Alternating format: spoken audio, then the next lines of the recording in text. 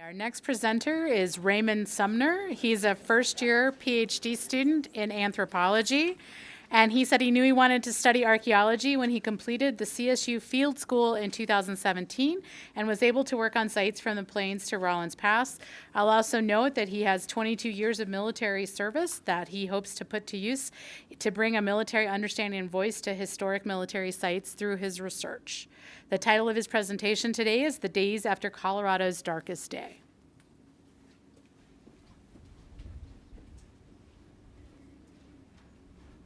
Good afternoon, ladies and gentlemen. If I were to ask everyone in the audience today to think back and select the darkest day in Colorado's history, it's likely that a vast majority of you would choose the Sand Creek Massacre in November 1864 as one of those days we all wish Colorado didn't have to have in our history.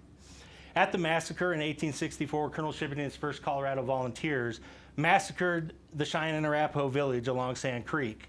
killing the majority, in the hundreds that they killed, the majority were women and children, serving absolutely no military purpose. My research, though, focuses not just on the day at Sand Creek, but what happened in the days after Sand Creek to the Cheyenne and Arapaho. A large portion of those that survived the massacre at Sand Creek took their agency into their own hands and moved to Kansas, where they met up with members of the Sioux tribes and held a war council to decide where their retribution would be held. The focal point of their retribution was decided to be the small stage station on the Denver Road at Julesburg and the associated Camp Rankin that lay just outside of it. In that event, though, which is almost also forgotten to history,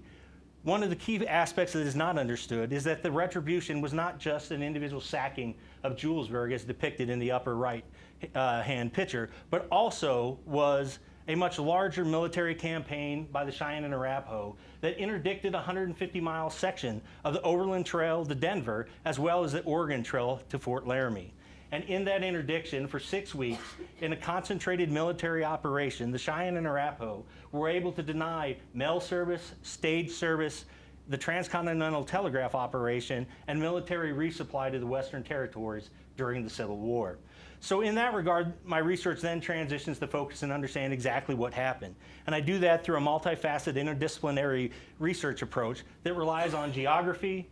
archaeology, and history methods to understand what happened and tell the story of the past, and to better inform us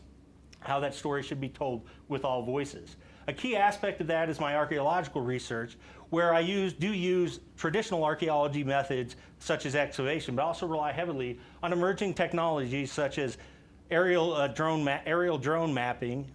ground penetrating radar, thermal imagery, and multispectral analysis to understand exactly what happened at these locations, and hopefully, as we continue the research, to locate the lost Indian camps and villages that are associated with this time period. Another key aspect of my research is public outreach and public archaeology, in which I'm outreaching to the local community organizations, the local schools, the museum, and the visitor center in the Julesburg area, as well as the Arapaho and Cheyenne tribes, to tell the story of the event in their perspectives and to share my research with them. Another key aspect is working as a rural economic development tool on heritage tourism.